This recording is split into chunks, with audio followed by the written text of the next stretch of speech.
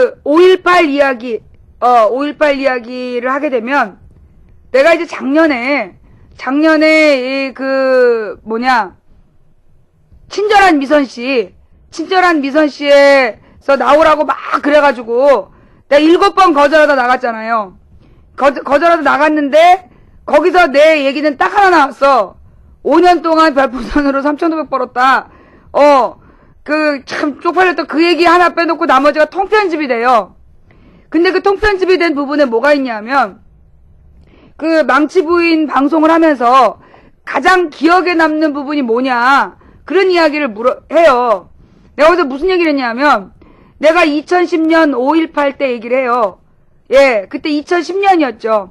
2010년 5.18 이야기를 하는데 그때가 광주항쟁 30주년이었어. 근데 그 2010년 5월 18일 새벽 2시쯤에 내가 이제 방송을 끝내려고 그랬는데 방송 끝내기 전에 누가 뉴스를 하나 갖고 오는 거야. 뉴스가 뭐냐면 오마이뉴스에서 어떤 시민기자가 올린 기사였는데 군악대에서 내일 5.18 기념식장에 방아타령을 연주하기로 연습을 다 마쳤다. 그걸 기사로 올려요.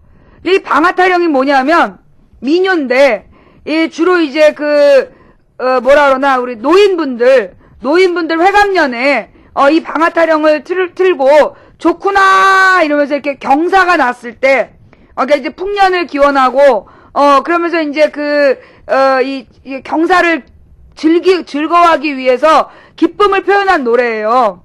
방아타령이. 주로 근데 이 노래를 회감년이나 이런 데서 많이 연주하는 건 노인분들이 할머니 할아버지가 백년해로 하셔라. 이게 늦게까지 청춘처럼 사셔라. 그런 약간의 이 섹시한 느낌을 갖고 있는 그런 노래인데, 광주 5.18 기념식장은 어떤 자리냐 하면, 5월 18일 전두환에 의해서 죽임을 당했던 그 많은 사람들과 그 부상을 당한 사람들을 위로하고, 넋을 기리는 추모제예요, 추모제. 5.18 추모제에 좋구나! 라고 시작되는 그런 회가변에서 이렇게 백년해로 하라는 그런 노래를 틀었다는 것 자체가 말이 안 되는 거 아니야. 틀 준비를 했다는 게. 예. 그러니까 이게 지금 이제 굉장히 그 노래를 통해서 모욕을 주려고 했던 것 같아. 왜냐하면 그 방아타령이 있었던 날 무슨 일이 있었냐면, 당시 한나라당 당대표가 정몽준이었는데, 정몽준이 화환을 보냈는데 뭘 보냈냐? 조화를 보내지 않고 화환을 보냈어요. 조화하고 화환이 어떻게 틀리냐면, 결혼식장에 보내는 거, 기쁘고 즐거운 일이 있을 때는 막 색색깔, 빨갛고 노랗고 이런 색색깔 꽃을 해서 보내요. 결혼식장이나 회감년 같은 데에는. 근데 축하하는 거 화환이죠. 조화는 뭐냐면 슬픔을 표현하는. 그래서 국화꽃, 하얀색 국화꽃으로 해가지고 흰 바탕에 깜장 글씨를 써서 그걸 보내는 거야. 근데 그때 정몽준이가 울긋불긋한 화환을 보냈어요. 당대표가. 한나라당 당대표가 울긋불긋한 화환을 보내고 축하할 일이다. 그리고 군악대는 방아타령을 준비해놓고 뭔가 수상하다. 이게 이날이 언제냐면 이게 30주년 기념일이야. 30주년 기념일인데 거기서 방아타령을 틀었다. 그러면 이거에 대해서 그 자리에 만약에 광주 시민이 그냥 앉아있으면 다 같이 병신되는 거였어요. 자기네 가족을 죽이고 부상을 낸 날 그거를 갖다가 좋구나 그 자리에 앉아있었다는 얘기잖아. 만약에 그런데 거기에서 난동을 피우면 광주는 또 빨갱이다. 공식 행사에서 난동을 피웠다. 이렇게 되는 상황이었어. 그래가지고 내가 요 방송 제목으로 도와달라. 우리 아프리카의 이 방장님들 도와주십시오. 그렇게 얘기를 해요. 예. 그래, 그날도 기억난다. 그래가지고 이제 도와주십시오. 네.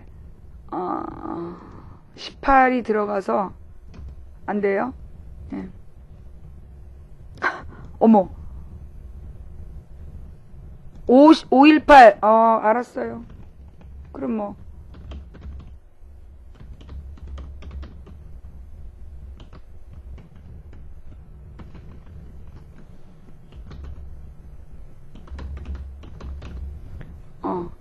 한 칸 띄어도 안 되네? 예. 518 이야기? 예. 망치 부인의 518 이야기가 방송 제목으로 안 된대. 예. 팬클럽 가입 감사합니다. 살루님.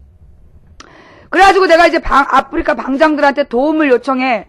그래가지고 그때 그 까루님이라고, 예, 까루님이 우리 방송에 전화를 하셔요. 그래서 어떤 도움이 필요하십니까? 그래서 이러저러한 얘기가 있다 하더니, 그러면 그 얘기를 자기 방송 시청자들한테 들려줄 테니까 해보라는 거야. 그래서 그때 8분 정도를 그 방송의 시청자들한테 하는 말을 해요. 그랬더니만 우리 까루님이 그 내용을 녹화를 떠가지고 아프리카에 그때 생방송을 하고 있었던 방장님들한테 쫙 뿌려. 그래서 이 아프리카에 그 당시에 20몇 명의 30몇 명의 방장들이 그 영상을 생방송 중에 다 틀어요. 내가 부탁한 영상 소리를.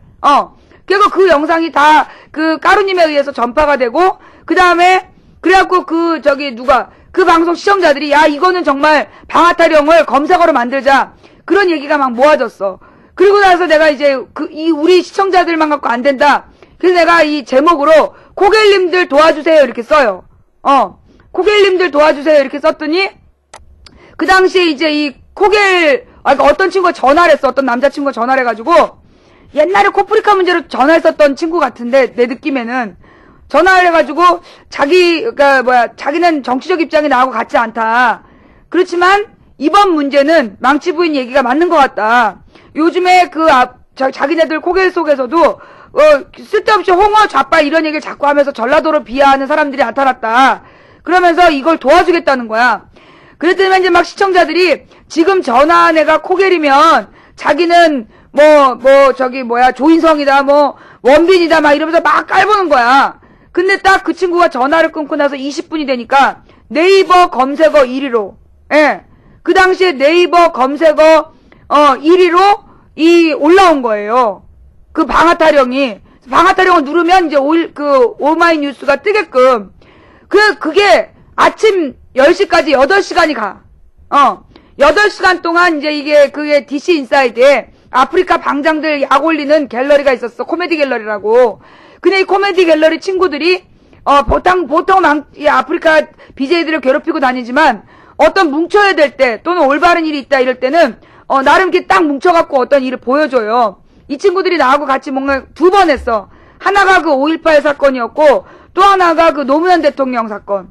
노무현 대통령 서거 때, 그때 이 친구들이 굉장히 진지하게 내 방송을 듣고 토론하고 그랬었던 기억이 나. 이 코겔 친구들이 그때 도와주는 바람에 결론은 방아타령이 30주년 광주에서 연주되질 않아요. 그리고 안치환의 노래로 대체가 돼. 그게 이제 그때 있었던, 예. 그때 있었던, 뭐가 억지 오타? 네. 예.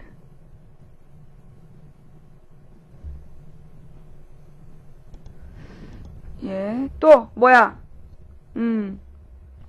그게 이제 우리 아프리카에서 있었던 5.18 관련 사건이에요. 그게 2010년 5월이었죠. 그죠? 예. 그래가지고 이제, 그게 우리 아프리카와 5.18, 그리고 코겔에 대한 이야기야. 그때 정말 우리 코겔들이 도와줘가지고요. 그걸 막아낸 거예요. 정말 만약에 30주년 광주에서 방아타령이 연주됐다면, 그거는 두고두고 역사의 치욕이었어. 예. 그러고 난 다음에 까루님을 못 잡아먹어갖고 안달이더만. 그리고 난 다음에 이 까루님 방송에다가 누가 막 설계를 해갖고 이상한 영상을 보내고, 그러면서 이 까루님의 방송을 막 망가뜨리려고 계속해서 시비를 거는 거야.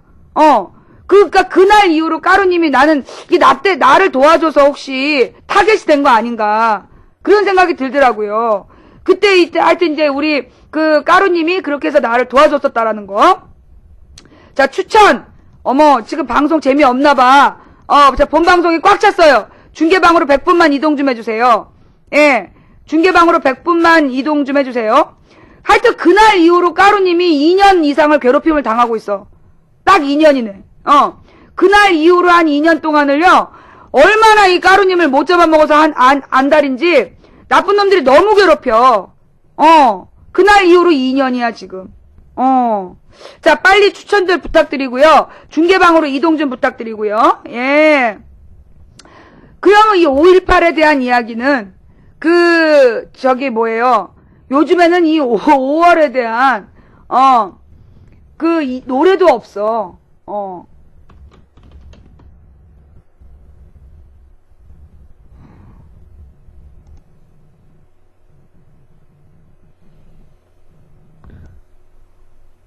5월 광주 5월의 노래 이런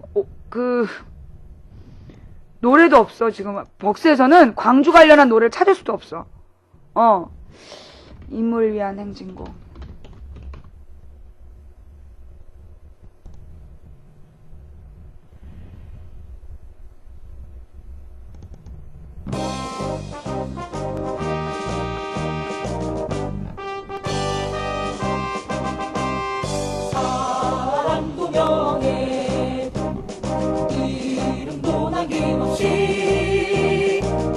평생 나가자던 뜨거운 맹세 웅지는 갔네요. 깃발만 남겨 새날이 올 때까지 흔들리지 말자. 세월은 흘러가도 산천은 안다. 나서 외치는 뜨거운 함성 앞서서 나가니 산자여 따르라.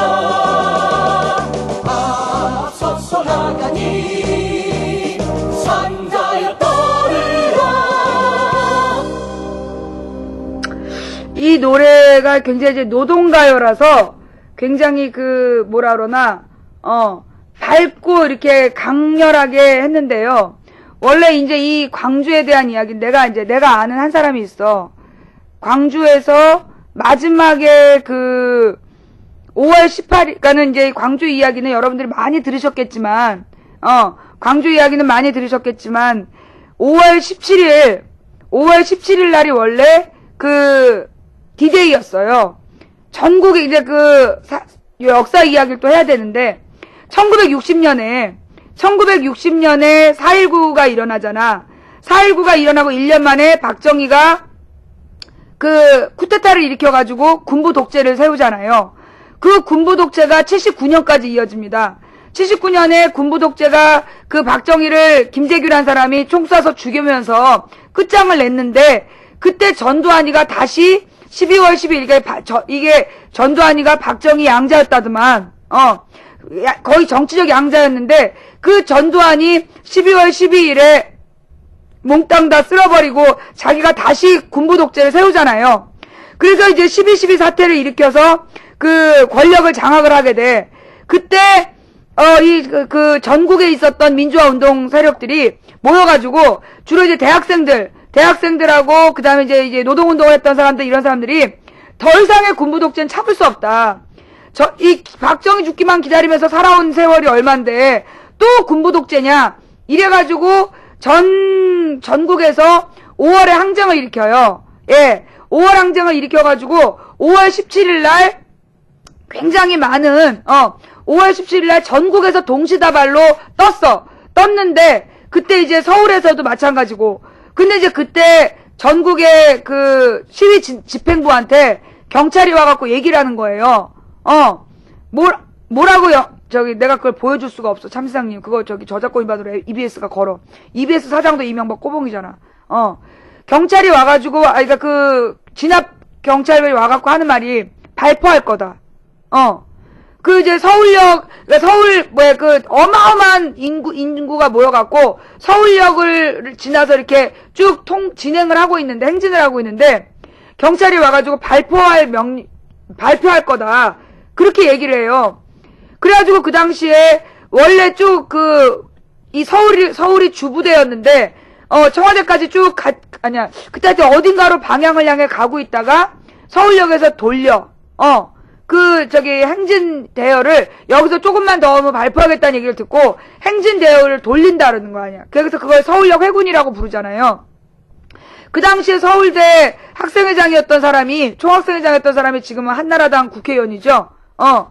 이제 서울역 회군을 시켰던 사람. 그래갖고 서울에서는 그 사람들이 전부 다 그 회군을 해서 가버리는 바람에 그때 김대중 대통령이랑 김대중 대통령 아들들 그리고 이제 많은 이 야당 인사들이 전부 다 그날 구속돼요. 그날 다 체포가 돼. 그래가지고 집에서 전부 다 네. 그래가지고 이제 이 가택 연금되거나 막 구속되거나 그렇게 되는 거야. 그리고 난 다음에 그게 이제 대학생들이 5월 17일 날 이 광주의 대학생들이 나와가지고 조은향기님 감사합니다. 시위를 했잖아요. 시위를 했는데 그 광주에 있는 조선대 전남대 학생들을 갖다가 발가벗겨가지고 경찰들이 진압을 했어. 그러면서 이제 막 때린 거야. 그래갖고 5월 17일 날 그 문제가 터져요. 예, 쉬었다 또시리님, 3233님 감사합니다. 조은향기님 감사드리고요. 그래서 5월 17일 날 광주에 있는 학생들이 그러니까 이 시위대가 너무나 지나친 강경 진압을 받는 걸 보고 그 다음날 광주 시민들이 열받아가지고 다 같이 들고 일어나는 거야. 그래서 5월 18일 날 그 저녁 5시인가가 항상 국기강화식이었는데 그 국기강화식에 맞춰가지고 모든 버스는 클락션을 울리고 그 행진을 하자. 이게 이제 그게 5.18의 기원이에요. 시작이에요. 그래갖고 시작을 했는데 그 군부대가 내려오잖아. 군부대가 내려와가지고 그 과정은요. 그 영화 화려한 휴가라는 영화가 있어요. 예, 호날두 개인기님 감사합니다. 그 화려한 휴가가 나왔을 때 많은 사람이 욕을 했어. 이거는 진실에 10분의 1도 그려내지 못했다. 그 당시에 참혹한 그게 뭔데요? 해피블랙홀님. 그 영상이 뭐죠? 그 저작권 안 걸린다는 게 그 영상이 뭐죠? 아니 지금 아프리카에 약간 개념 없는 모니터링 요원이 있어서 우리가 영상을 볼 때 이거 갖고 또 시비를 걸까봐. 이게 광주에서 자체 제작한 거면 제가 해도 돼요. 예, 민주화운동 기념사업회. 여러분 이거 민주화운동 기념사업회에서 올린 거기 때문에 이거 저작권 위반 아니에요? 모니터링 요원? 한번 보고 가죠.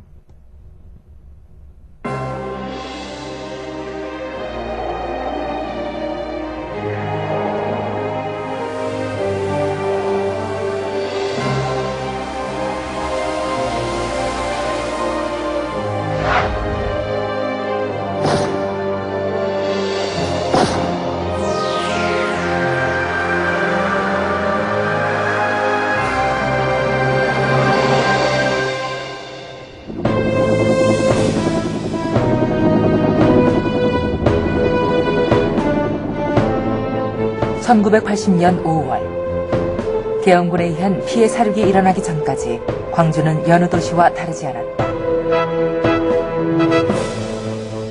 민주화를 요구하는 평화적인 시국 성도대회가 열리고 있었지만 그나마도 5월 15일 이후에는 잠잠해 있었다. 그러나 5월 17일 전국엔 비상계엄령이 확대되고 전 대학엔 휴교령이 떨어졌다. 이에 대학생들은 교문 앞에 군인들과 소규모 투석전을 벌이기 시작했다.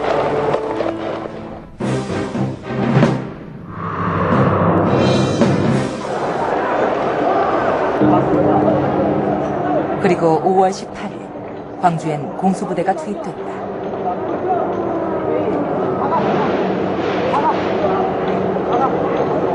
작전명 화려한 휴가. 광주 시내는 순식간에 피로 얼룩졌다. 소총에 대검까지 장착한 유혈 진압이었다.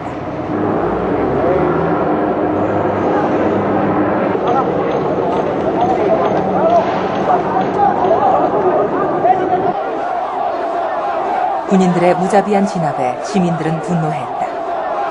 이튿날 학생 시위는 민중항쟁으로 변해갔다. 제 나라 군대에 의한 이 같은 유혈 진압은 대체 어떻게 해서 빚어지게 된 것일까?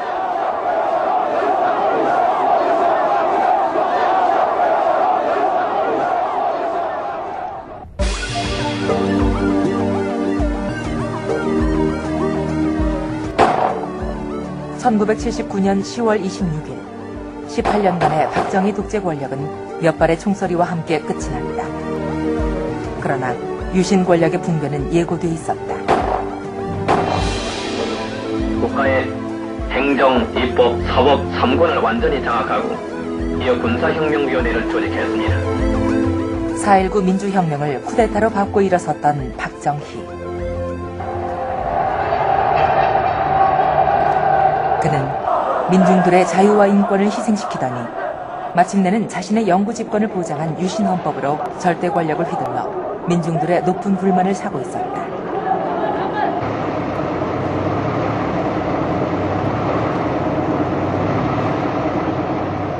당시 전두환 보안사령관과 노태우 등 하나회 소속의 정치 군인들은 박정희의 죽음을 이용했다.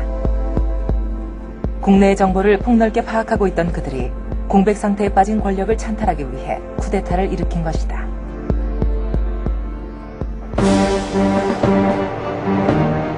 그들은 계엄 사령관 등 당시 육군 수뇌부를 체포하고 무력으로 육군 본부와 국방부 등을 점령했다. 12.12라 불리는 이 같은 쿠데타를 통해 그들은 권력의 핵심으로 떠올랐다.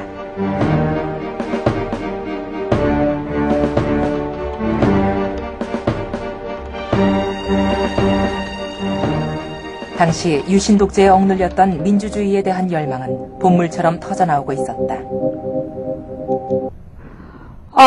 여러분 부탁 좀 드릴게요. 지금 이 영상은 더 많은 분들이 함께 봐야 될 영상인데요. 여러분들이 이렇게 본방을 꽉 채워서 갖고 계시면 그 지금 망치부인 방송을 시청하기를 누르고 들어오신 분들은 못 보십니다. 예, 우리 PC로 시청하고 계시는 그 시청자 여러분들께서 중계방으로 이동을 좀 해주시면, 예, 중계방으로 100분 정도만 이동을 해주시면 이 내용을 더 많은 사람들이 함께 볼 수 있겠죠. 옛날에는 이게 노무현 대통령 시절에는 이게 공중파에서도 나왔었는데 이제는 우리 같은 방송 아니면 이 얘기가 안 나옵니다. 네, 여러분들이 중계방으로 이동을 해주시면 대단히 감사하겠습니다. 예, 감사합니다. 자, 틀어드릴게요.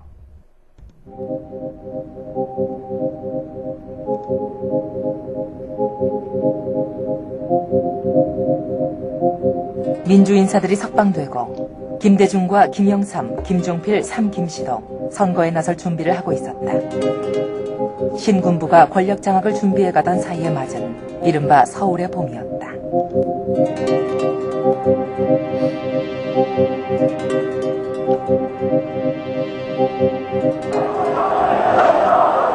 대학생들도 민주주의를 외치며 거리로 나섰다. 그들은 계엄령 해제 등을 요구했고 노동자들도 임금 인상과 노동조건 개선을 위해 싸웠다.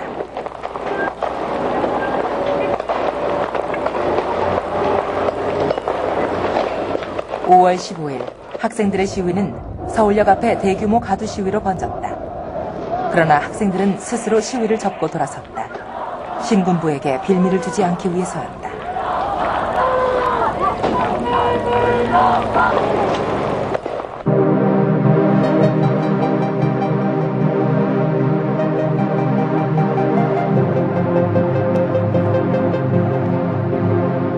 그러나 학생 시위마저 잠잠하던 5월 17일 신군부는 비상계엄을 전국으로 확대했다.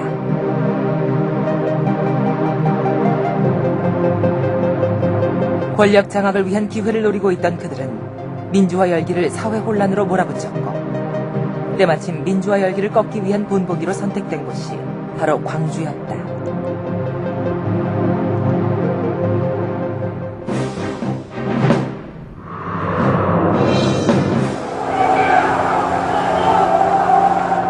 (5월 20일) 광주 항쟁이 사흘째 되던 날 시위는 조직적으로 변해갔다. 택시 200여 대가 시위를 시작하자 버스와 트럭까지 합세하면서 시위대는 20만 명으로 불어났다.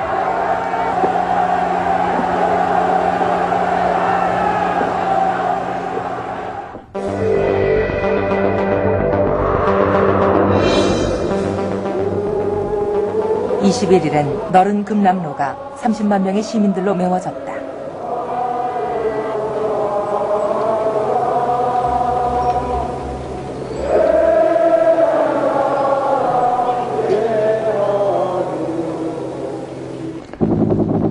계엄군은 광주시를 외곽으로부터 조여왔다. 광주의 저항이 전국으로 퍼져나갈 것을 우려한 것이다.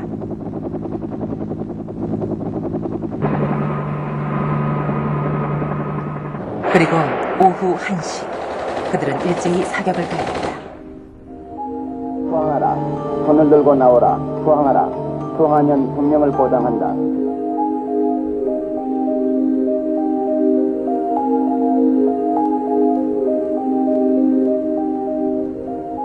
대한민국 군인은 우리의 이웃이고 내 형이고 내 아들이다. 이렇게 생각하고 있었는데 갑자기 시민을 학살하러 나타나니까 처음에는 두려웠지만 이제 분노가 더욱 증폭된 거죠.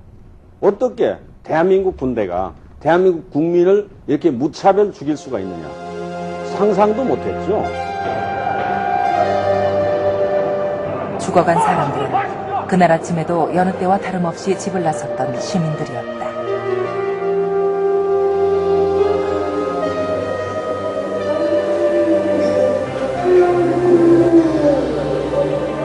그때 우리의 군대가 쏜 총에 얼마나 많은 시민이 죽어갔는지에 대해선 아직껏 국민들이 납득할 만한 발표가 없다.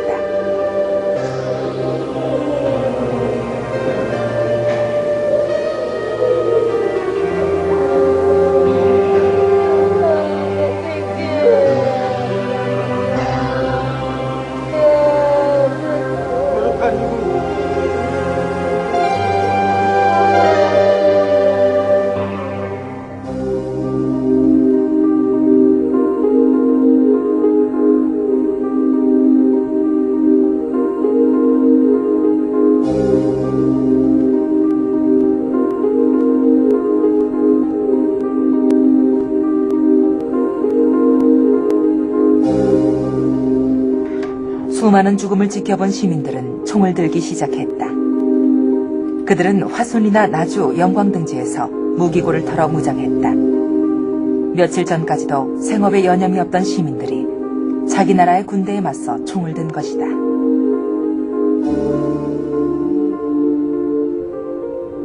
甲州市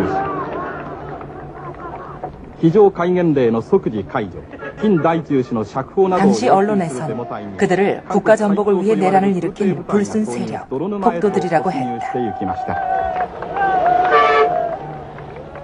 그러나 시민들은 자신을 보호하기 위해 총을 들었고 광주를 지키기 위해 목숨을 내걸었다.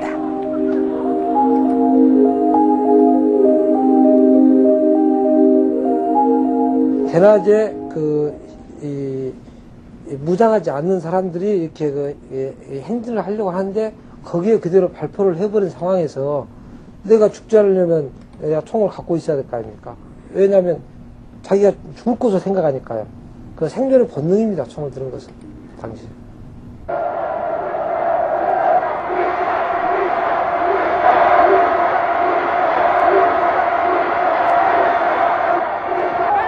시민들이 총을 들자 계엄군은 시내에서 철수했다.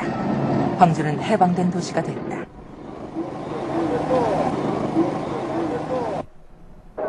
광주엔 모처럼 만에 평화가 찾아온 듯했다. 그러나 광주의 교통과 통신은 모두 끊겼다. 12개의 가끔 열차가 1일까지만 운행되고 있습니다. 계엄군은 광주를 완전히 포위해 고립시켰다. 광주 밖에선 아무도 광주의 실상을 알지 못했다. 모든 육로가 사실상 막혀 있습니다. 그러나 고립된 광주의 시민들은 서로 도우며 버텨갔다. 생필품 사재기나 폭리도 없었고 식량도 함께 나눠 먹었다. 시민군은 치안과 질서를 유지하면서 약 일주일간 시민 자치의 힘을 발휘했다.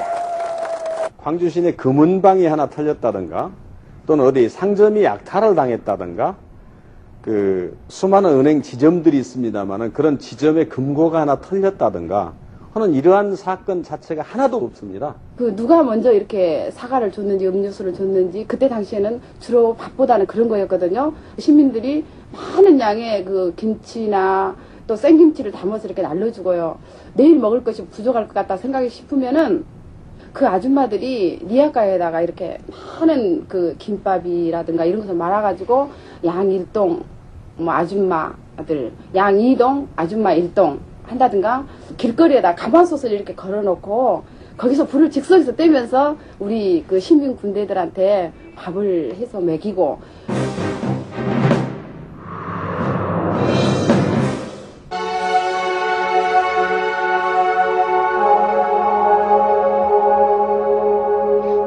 (5월 22일) 시민군과 광주의 주요 인사로 구성된 시민학생 수습위원회가 결성됐다.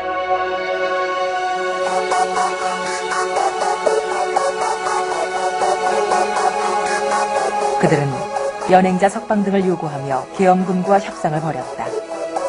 그러나 계엄군은 이를 거부하고 무조건 무기를 반납하라고 강요했다.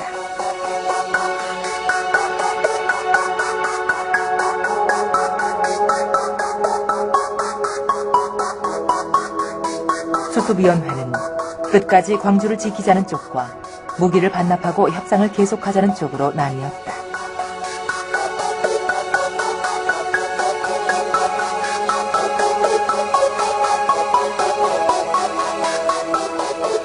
아무런 대책도 없이 수습위원들은 무기를 반납하자고 결정했다. 무장한 지 하루 만인 22일, 시민군은 해체돼 갔다.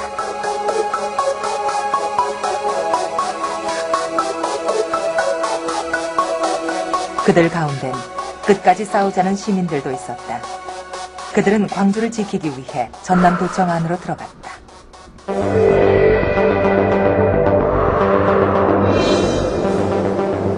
26일 아침, 계엄군이 도청 진압작전을 시작한다는 소식이 들려왔다.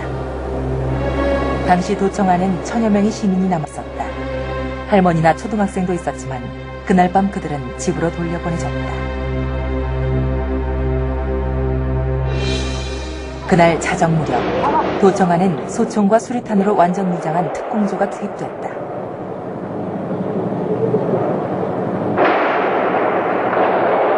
도청을 지키던 시민군들은 27일 새벽 5시까지 계엄군과 맞서 싸웠다. 권력을 장악하려는 군부에 대한 광주 시민들의 최후의 저항이었다.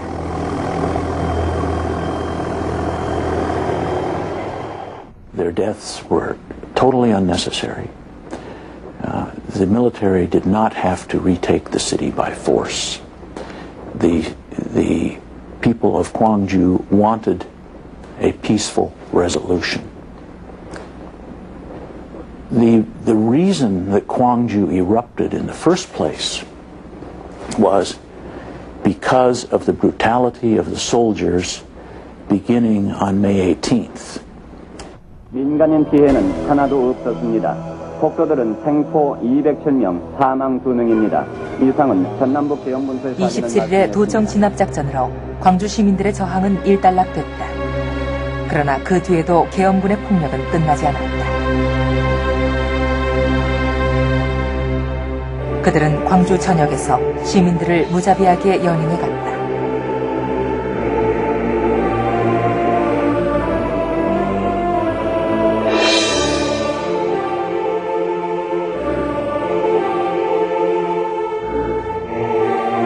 부녀자들은 물론 초등학생까지 폭도로 몰렸다.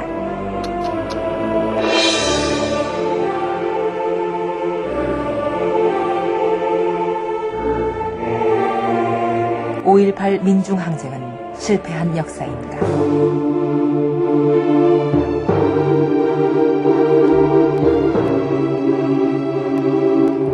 5.18은 부도덕한 전두환과 노태우 정권의 가장 치명적인 오점이 됐다.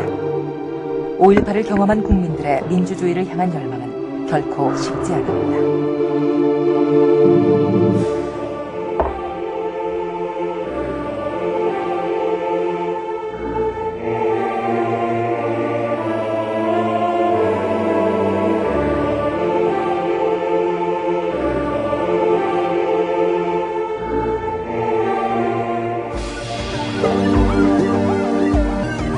그해 8월 광주 사태 내란 음모죄를 뒤집어쓰고 김대중이 사형을 선고받았다.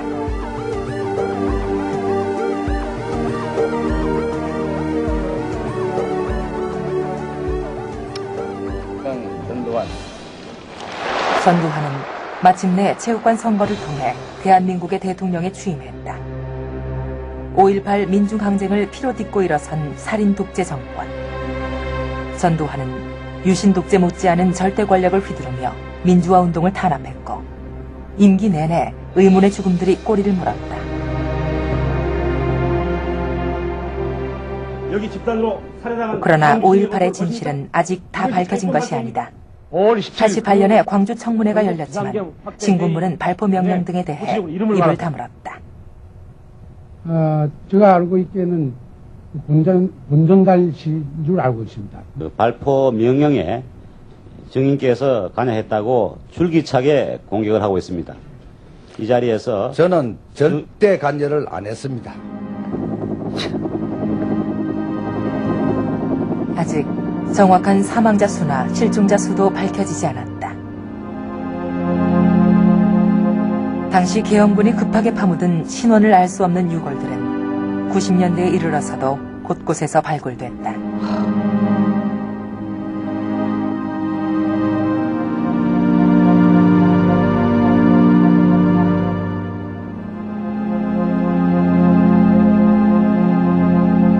당시 미국이 전두환을 위해 어떤 역할을 했는지도 규명돼야 한다.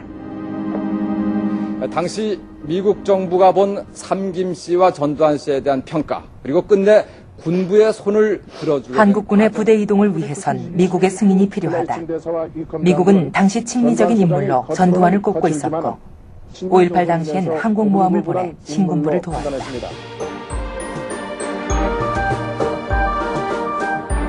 현재까지 밝혀진 것은 미국이 군대 이동을 승인해 광주 학살을 가능하게 했다는 사실이다. Clear that the United States was willing to have them used to put down what were essentially peaceful demonstrations for democracy.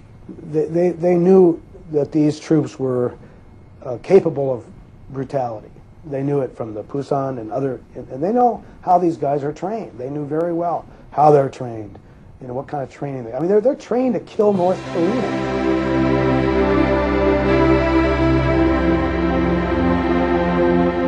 이 땅의 민주주의를 위해 죽음 앞에서도 굴복하지 않았던 5.18 민주혁명들.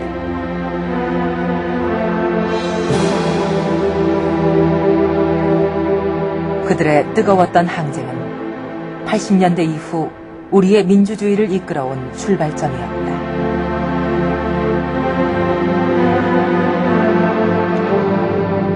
(1980년의 5월) 투쟁은 이후 해마다 5월 시위를 불러오며 87년 6월 대항쟁으로 이어졌고 결국 살인정권의 두 주역 전두환과 노태우는 역사의 심판을 받았다. 그리고 다시금 새로운 세대는 피로써 일궈낸 5.18 민중항쟁을 자양분 삼아 한국 민주주의의 새 날들을 열어가고 있다.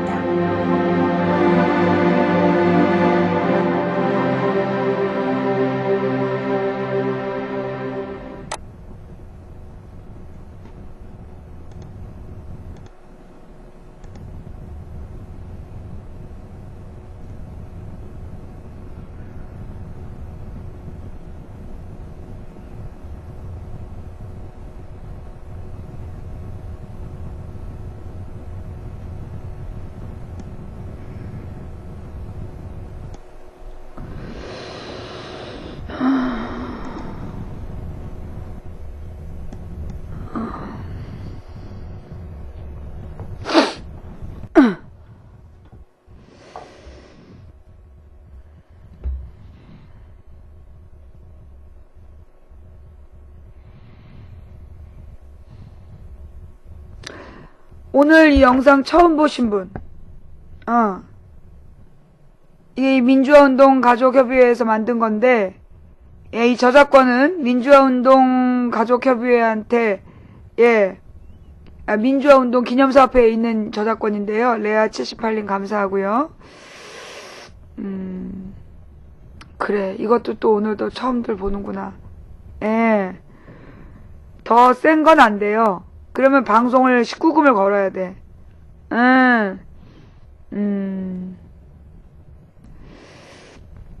이 내용의 이 영상을 오늘 처음 보신 분들이 있다는 거는 그만큼 광주의 이야기를 잊고 살았다는 얘기예요.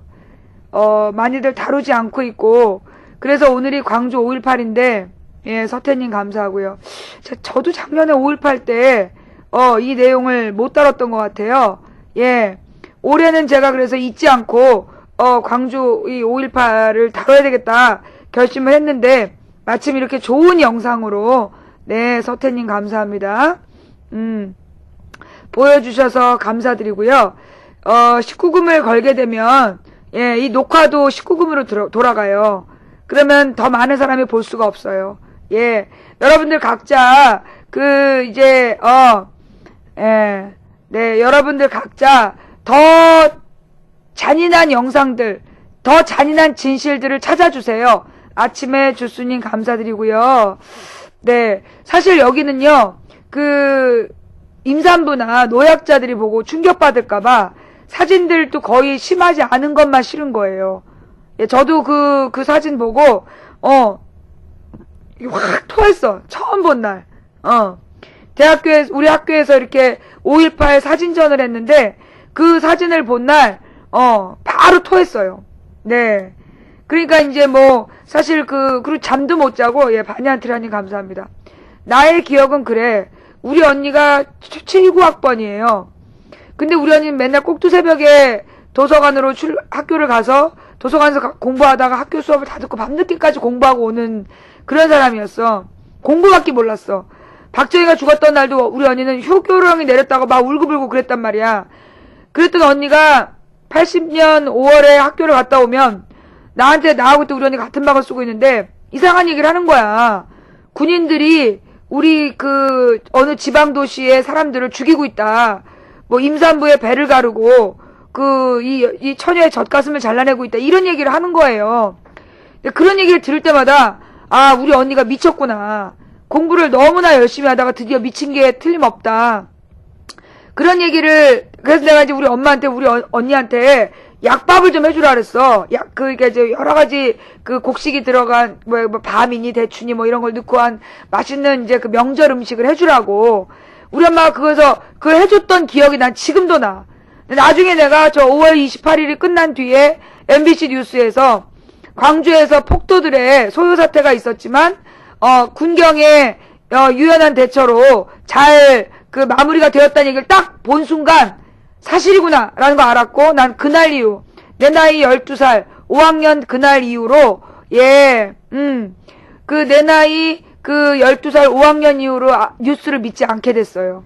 그게 나의 어린 시절에 있었던 일이야. 오늘, 이 약간은, 오늘이 5.18이잖아요. 오늘이 5.18이고, 곧 다음 주면 노무현 대통령 서거 3주기가 되고, 그 와중에 지금 퍼지고 있는 뉴스들은 어떤 뉴스들이야? 노무현 대통령 친형이 무슨 변호사법을 위반했다. 이런 이제 수사를 하고 있다는 얘기가 뉴스에 막 나와. 결론도 안 나온 뉴스, 내용인데 수사에 들어갔다는 얘기가 막 나와.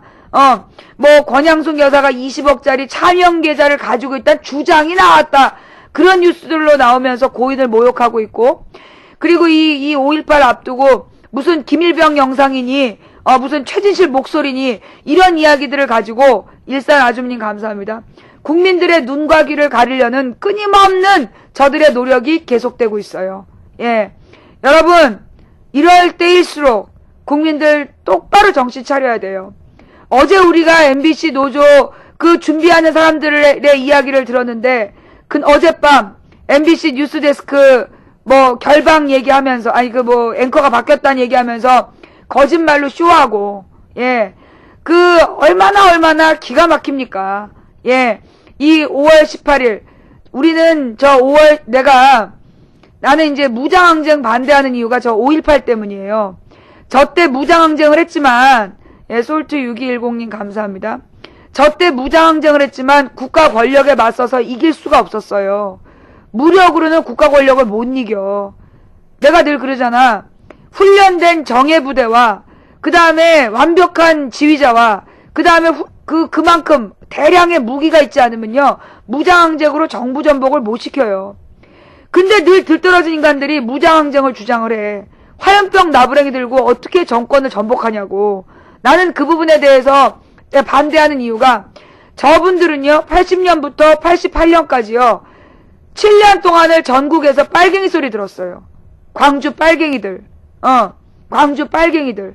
그러면서 그 광주 사람들은 어딜 가서나 자신들이 광주 사람이라는 얘기를 입 밖에 못 내고 살았어. 그러다 88년 그 정권이 바뀐 다음에, 비로소 그 광주 청문회가 일어나고, 그 다음에 이 김영삼이 정권 잡고 나서 이 누구를, 전두환 노태우를 감옥에 보냈던 거였죠. 예. 그래서 우리가 이 광주는 잊어버리면 안 되는 역사예요. 광주의 희생을 잊지 말아야 되고, 광주에 투쟁이 없었다라면 우리는 87년 민주화 운동을 할 수가 없었어요. 그리고 김대중 노무현 민주정부를 만들 수가 없었고, 그리고 이렇게 인터넷을 통해서 자유로운 소통을 할 수 없었을 거예요. 예. 그것이 광주의 희생의 대가라는 걸 꼭 기억해야 돼요.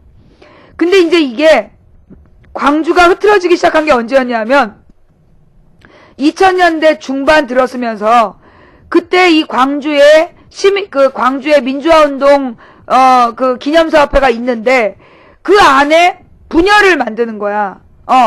이 광주 이 민주화운동 했던 사람들의 단체를요, 여러 개를 만들어가지고 논쟁을 붙이고 싸움을 하고 국가 배상금이나 지원금 문제를 가지고 광주 사람들의 마음을 막 갈라냈어요. 네. 그러면서 이 광주의 의미, 역사적 가치, 이런 쪽이 아니라 광주 사람들끼리, 시민단체들끼리 이 권력 다툼하는 모습이 되게 부각이 돼. 그러면서 저 광주 도청을 허물고 거기다 기념관을 짓겠다. 그런 일들이 벌어지고, 광주 출신 국회의원한테 광주는 개발도 안 된다. 그런 비난하고, 그 광주는 개발도 안 된다라고 비난하는 사람들 있잖아요. 그거 뭐 만들어준다 그래서 찍어주지 않아요. 그 사람들은 토건업자들의 이익을 위해 움직이는 그 당 지지자들이야. 그런데 그 말에 자극받아가지고 이 그 광주에 도청을 허물고 거기에다가 기념관을 짓겠다는, 예, 참 미친 짓거리죠.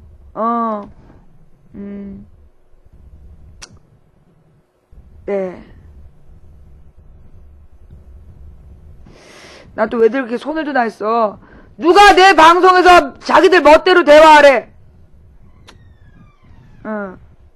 근데요, 이 광주 항쟁 문제는요, 저 죽였던 그 화려한 휴가라는 이름으로 나왔던 군인들, 나는 그 사람들도 희생자라고 봐.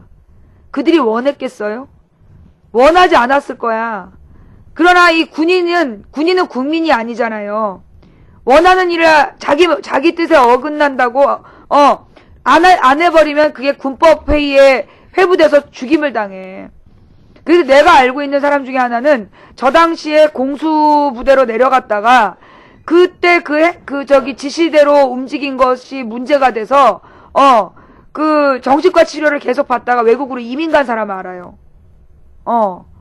그러니까 이제 그 당시에 너무나 그게 참혹했기 때문에 그 젊은 나이에 그 상황을 견딜 수가 없어가지고 외국으로 이민 갔다고 들었어.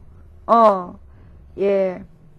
그러니, 네, 정말 광주는 우리의 피해 역사이고, 현대사에서 잊지 말아야 될 역사인데, 이 전라도 사람들을 뭐라고 부르냐면 홍어라고 불러. 여러분, 그 홍어라는 게 무슨 뜻이냐면, 방금 저 영상 속에 죽어간 사람들이 그 5월에 너무 더워가지고, 시신이 막 썩어 들어간 거야. 그 시체 썩는 냄새가 홍어 삭히는 냄새랑 비슷했다고. 홍어 새끼들 그러는 거예요. 그거 알아요? 그런데 여러분들 아무 생각 없이 홍어 좌빨 이런 말 쓰고 다녔죠? 앞으로 누가 그런 말 하면 그런 사람은 정말 여러분 조직에서 잘라내세요. 네. 그 홍어라는 말 그렇게 함부로 쓰는 애들은요, 정말 제거해야 됩니다. 그런 말 쓰고 다니는 애들, 여러분 무슨 갤러리나 여러분 카페나 이런 말 쓴 애들 있으면요, 그런 사람들은 정말 잘라내야 돼요. 회원 탈퇴를 시켜야 돼. 그리고 이 무슨 좌빨이라는 말은 이거 무식한 새끼들이 하는 말이고, 뭐 좌익 빨갱이, 지금이 1950년대야? 좌익 빨갱이가 나오게? 그 이승만이 만든 말이 좌익 빨갱이 아니야. 이미 사회주의가 무너진 지가 언젠데 아직까지도 좌익빨갱이 미친 새끼들이. 예. 그 홍어 요리를 좋아해서가 아니야. 전라도 사람들을 홍어라고 부르는 이유가, 예, 전라도 사람들을 홍어라고 부르는 이유가 저 광주의 시체 썩는 냄새가 홍어 냄새가 났다. 그래서 홍어라고 부르기 시작한 거예요. 그러니 여러분들이 이 광주인들을, 광주 분들을 홍어니 이렇게 부르는 거에 절대 동참하지 마세요. 뭔 말인지 알았죠? 예, 그 말의 뜻을 몰랐던 분들, 잘 생각해 주시고, 네. 오늘 5월 18일 이야기는요, 이 정도에서 제가 마무리를 할게요. 5.18 잊지 마시고, 바로잡고 기억해야 될 역사라는 거. 지금도, 그 당시 광주를 짓밟고 권력을 잡은 전두환은, 떵떵거리고, 수십 명의 경호원들에 둘러싸여서 살고 있다고 하죠. 그 전두환이 집권을 하고 제일 먼저 한 일이 박근혜한테 6억 원인가를 준 거 아니야. 집 한 채하고 6억 원 정도를 줬다. 러블리 하치님 감사합니다. 그래서 박근혜가 무슨 일 있을 때마다 전두환한테 인사 가잖아요. 네. 그런데 전라도에서 박근혜 지지자가 많다는 얘기를 들으면 참 웃기죠? 네. 그 얘기는 신문에 난 얘기예요. 박근혜한테 전두환이 6억을 줬다는 이야기. 그게 청와대 금고안에서 나온 돈이다 이러면서 줬다며. 예. 그 뉴스에도 나왔던 이야기예요. 네. 네. 그 당시에 1980년대 6억이면요. 우리가 1980년대에 우리가 살고 있던 집이 그 집 한 채 값이 200만 원이었어요. 예. 1980년대에 살았던 집이 200만 원이었어. 아니. 76년도에 집 한 채 값이 200만 원이었고, 83년도에 우리가 집을 사 들어간 게 1600만 원인가를 주고 집을 사 들어갔는데, 그 집이 나중에 팔릴 때 2억 몇천에 팔렸어요. 2억 몇천에. 그러니까 20배가 넘은 돈이죠. 예. 20배가 넘는 만큼 물가로 계산을 하면, 그러니까 90년에 2억에 팔았거든요. 2억 2천에. 그러니까 그 당시에 6억이면, 그리고 90년대 그 집 지금은 한 4억 정도 돼야 사요. 그러니까는 얼마야? 2천만 원 안 되는 돈을 주고 샀는데 4억에 팔렸으니까 4억 정도로 계산을 해야 되니까 어마어마한 돈을 받고 그 돈으로 생활하시고 계신 우리 박근혜 씨, 그런 사람이 지금 우리나라의 대통령 후보예요. 5.18 학살 개성 일반일의 350배? 저 얘기는 뭐죠?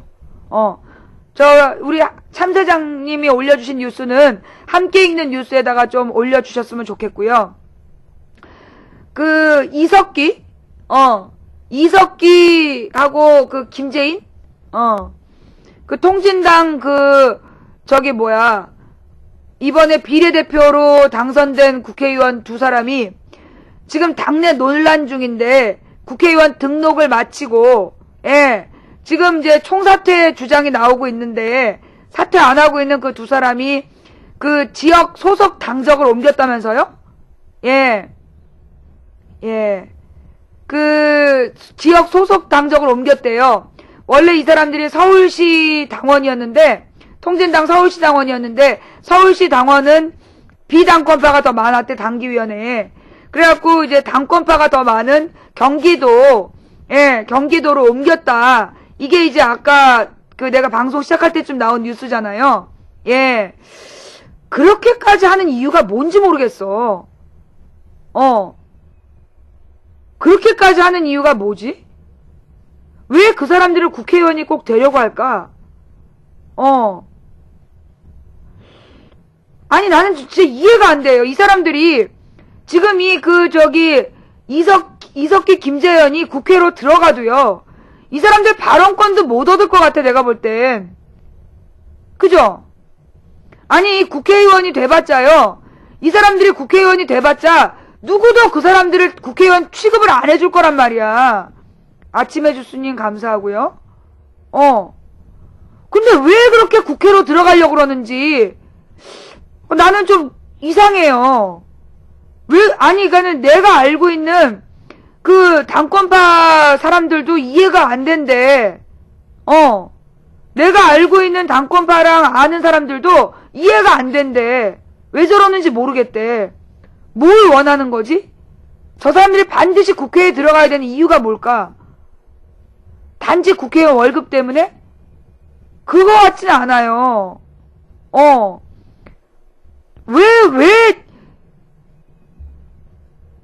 왜 국회의원이 되려고 할까? 나는 그게 지금도 이해가 안 되는 부분이야. 뭘 노리는 거지? 자, 저는요, 하여튼 이 이석기, 김재현이 경기도로 지역 소속 당적까지 옮겨가지고 국회의원이 되려고 하는 이유가 뭔지 문득 그게 진짜 궁금해요. 뭘 노리는 건지 한번 지켜봅시다. 일이 어떻게 되는지. 저는 내일 그 영화 촬영장에 가요. 저 그 부러진 화살의 감독님 정지영 감독님이라고 있잖아요. 네. 저 그 정지영 감독님한테 직접 섭외받았어요. 네. 이 전화를 하셨더라고요, 저한테. 출연을 해달라고. 그래서 감독님한테 직접 캐스팅 됐어요. 네. 물론 이렇게 된 거는 사실 국회의원의 백을 좀 동원했죠. 우리 인재근 그 당선자한테 요청을 좀 했어요. 정지영 감독님 영화에 엑스트라라도 한 장면 출연하게 해달라고. 그 엑스트라라도 한 장면 출연하게 해달라고 그랬더니 우리 그 인재근 당선자가 김근태 의원을 소재로 한 영화니까 우리 망치 한 번만 출연시켜주라 그래서 앞통수가 나올지 뒤통수가 나올지 아니면 멀리서 찍을지 잘 몰라요. 예, 좌우지간 정장 입고 와라. 그래서 제가 그 정장 입고 이게 그 국무회의 장면이래요. 국무회의 장면에 앉아있는 역할이라는데 그러니까 아마 그 카메라에 저를 직접 실지는 않을 것 같아요. 그러니까 이제 여러 명이 앉아있을 때 씩 지나가는 그런 장면으로, 예, 임진강 사공님 감사합니다. 나오지 않을까 싶어요. 네. 그러니까 이제 이게 망치를 찾아라, 예, 윌리를 찾아라가 아니라 우리 김근태 의원님 영화 나오면 망치를 찾아라 라는 제목으로 여러분들이 한번 찾아봐 주세요. 예. 정장 비주얼은 아닌데. 야! 그래서 나도 시장 사람들 그런 걸로 요청했단 말이야. 시장 사람들 아니면 시위대 뭐 이런 걸로 내가 출연하겠다 그랬는데 꼭 정장을 입고 국무회의 그 장면에 나와야 된다 그래갖고 내가 정장을 구하느라고 내가 지금 얼마나 애쓰고 있는데 안 돼. 그럼 몸빼바지 입고 못 가요. 예. 자, 과연 망치 부인이 이번 영화에 엑스트라로 출연한 장면은 편집될까요? 아니면 나올까요? 자, 여러분 내일은요. 그러니까 이번 주가 진짜 바빴어요.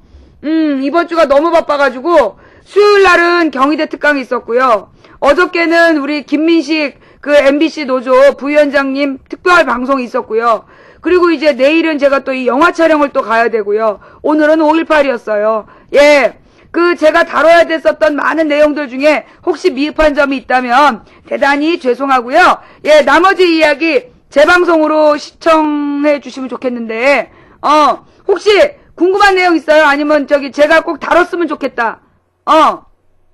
망치 부인이 꼭, 다뤄야 된다. 이런 얘기 없죠? 네. 영화 제목도 모르고 주인공도 몰라요. 내일 가면 주인공을 볼 수 있을 것 같아. 자, 이제 부러진 화살을 만든 정지영 감독님이 김근태 의원의 일대기를 영화로 만든대요. 그 캠프장이 인터넷이 안 돼요. 예. 그 캠프장이 인터넷이 안 돼가지고, 그 캠프장 생중계는 못할 것 같고요. 예. 우리 친구 아들, 딸이, 내 친구가 박원순 시장 때문에, 계속 집에 잘 못 들어가. 근데 얘네들이 지난번에 캠핑장 갔는데 우리가 없어서 너무 심심했대. 그래서, 오늘 밤에는 꼭 같이 이렇게 보내기로 하고 가는 거예요. 예. 자, 산골이에요, 산골. 우리는 주로 이렇게 산골로 가. 예. 자자자자. 녹화해서 녹방. 아이, 무슨 캠핑장을 녹방을 봐. 자, 그리고 내가 캠핑장 갔다가 그것도 영화 촬영을 해야 되기 때문에 새벽에 또 일찍 돌아와서 막 씻고 화장을 하고, 그리고 이제 정장을 갈아입고 또 영화를 촬영을 하러 가야 돼. 촬영장. 촬영장은 내가 생방 도구를 가져갈 거예요. 예. 촬영장은 생방 도구를 가져가서, 예. 네네. 그래서 그 촬영장에, 그 생방 도구를 가져가서 해도 된다 그러면 보여드릴게요. 근데 아마 안 될 거야. 영화 촬영 장면이 어떨지 모르니까. 네. 그러니까 이게 지금 인터넷에서 내가 그랬잖아요. 얘네들이 인터넷을 공격하는 게 목적이라고. 인터넷을 공격하는 게 목적이야. 그래서 이제 인터넷 발언권을 어떻게든지 못하게 하려고 최선을 다해서 노력하면서 또 최진실 얘기를 하는 거지. 최진실법 얘기하면서 악플러를 단속한다는 둥. 지네들이 달았던 악플에 대해서는 처벌 하나도 안 하면서. 제목이 야만의 시대예요. 그렇구나. 그 주인공은 누구예요? 야만의 시대에 그 주인공은 누굴까요? 하여튼 내가 내일 보고 생중계가 가능하면 생중계 보여드리고요. 네. 이근한 역할이 이경영이야?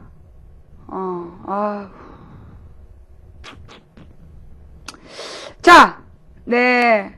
왜 주인공을 계속 비공개를 할까? 자, 하여튼, 이경영이 이근한으로 나온대요. 고문기술자. 김근태 의원 역할을 누가 할지 모르겠어. 김근태 의원하고 인재근 여사 역할을. 내일 가서 보고 알려줄게요. 예. 내일 가서 보고 알려줄게요. 네. 정말, 그 이경영 씨가 이근한 씨 잘할 것 같아. 네. 감사합니다. 지금까지, 도봉구 창동사는 불량주부, 망치 부인이 운영한 생방송 시사 수다방이었어요. 너무나 바빴어. 자, 우리, 다음 방송은요, 월요일 낮 2시에 우리 집에서 방송을 하려고 그러는데, 월요일 낮 2시 방송이, 내가 월요일 아침 10시에 약속이 있어요. 근데 그 약속을, 갔다 혹시 늦어질지도 몰라. 월요일 아침 10시에 약속 갔다가, 일단 월요일 2시까지 돌아올게요. 만약에 늦더라도 잘 기다리고 계세요. 예. 감사합니다. 다음 방송은, 월요일 낮 2시에 만나요. 2시에 만나요. 진짜 속보 떴어요? 지금 생방송인데, 정영화 노조위원장 등 집행부 5명에게 구속영장을 신청했다.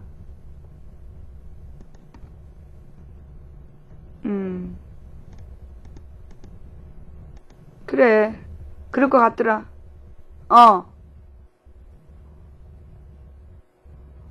예.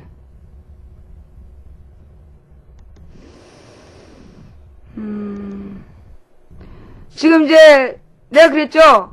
어제 폭력 사태는 지금 들리죠? 예. 어제 폭력 사태는 구속영장 발부를 위한 쇼다. 예. 그러니까 구속영장은 뭐냐면 경찰서에서 구속해달라고 법원에다가 청구하는 거예요. 뭐 증거인멸의 위험이 있거나 도주 위험이 있는 사람들에 대해서 구속수사하게 해달라는 영장이거든요. 이 사람들이 도주 위험이나 증거인멸을 할 요인이 없잖아요. 그러면 원래 원칙은 불구속 수사예요. 네. 자, 녹화. 망치 부인이에요, 여러분. 예, 지금 제가 이렇게 생방송을 다시 갑자기 연장합니다. 이 MBC 노조, 예,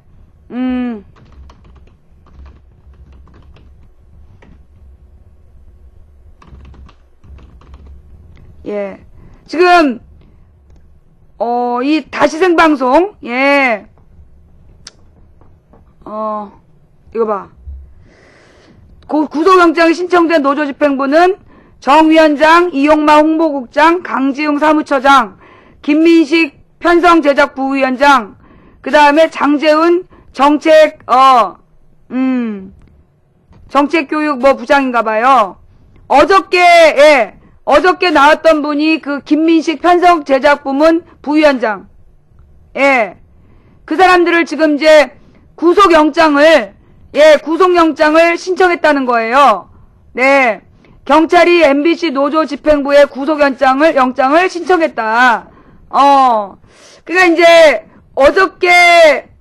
그저께 있었던 권재용 사건을, 어저께 갑자기, 뉴스에서 띄우면서 저기라 그랬잖아요. MBC 뉴스가 파행 진행된다. 앵커가 출연을 못한다. 이러면서, 그게 쇼라는 거죠. 예. 그게 갑자기 사장 면담한 뒤에 바로 112에 신고한 거라면서요? 네. 그러니까 결국은 그 구속영장은 법원에서 발부하는 거예요. 예. 구속영장은 검찰과 경찰이 신청을 하는 거고, 그거를 이제 법원에서 발부를 해줄 건지 지금 남아있는 건데, 예. 이제 구속영장을 신청한 거예요. 아마도 어제 우리 방송에서 와서 출연하는 걸 보고, 얘네들이 긴급하게 상황을 돌린 것 같아요. 예. 우리 방송에 출연해서 이게 이제 MBC 노조 파업에 대해서 우리가 더 많이 이야기할까봐. 그래서 얘네들이 지금 구속영장을 신청한 건데, 이걸 법원이 받아들이나 봅시다. 증거인멸의 위험이 있고, 도주 위험이 있을 때만 구속수사가 원칙인데, 이 사람들 구속영장 법원이 발부 하나하나 두 눈 똑바로 뜨고, 예, 권재영 앵커 멀쩡히 출근해서 직무를 봤다. 지켜보세요. 대한민국 역사가 어떻게 되고 있는지, 네, 지켜봅시다. 네. 정말, 그럴 것 같더라. 이젠 그럴 거라고 얘기하면 몇 시간 안 가. 그럴 거라고 얘기하면, 몇 시간 안 가. 자, 여러분들이 보실 때, 이분들이 폭력 행사하게 생겼어요? MBC를 사랑하는 여러분, 더 이상의 패배는 없다. 오로지 승리만 있을 뿐. 우리가 돌아왔다. 마홍춘.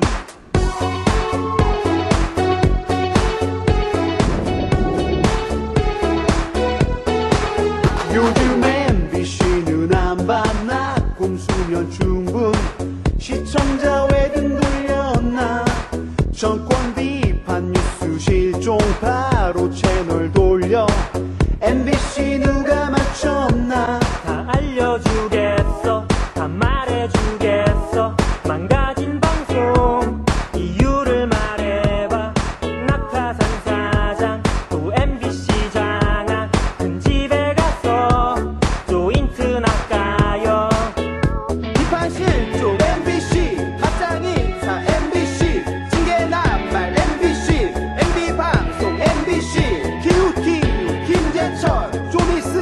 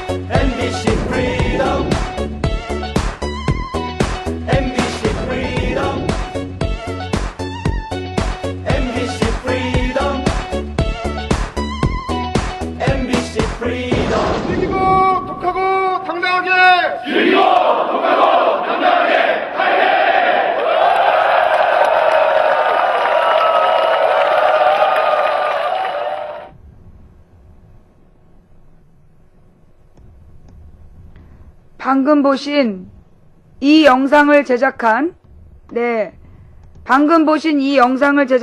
그리고 어제 우리 방송에 출연했던 김민식 PD까지 구속영장이 신청되었다고 합니다. 과연 법원에서는 그 구속영장 신청을 받아들일지 지켜봅시다. 이거는 이제 MBC 파업을 와해시키기 위한 최후의 수단이겠죠. 자, 힘내라 MBC. 정말 고생이 많다 MBC. 우리는 당신들의 투쟁을 기억할 것이다. 그리고 그동안 관심 못 가져서 정말 미안하다. 그런데 내 생각에는요, 이거 MBC 구속영장 신청 실수하신 것 같습니다. 후회하게 되실 거예요. 계속해서 제 방송 이어보실게요.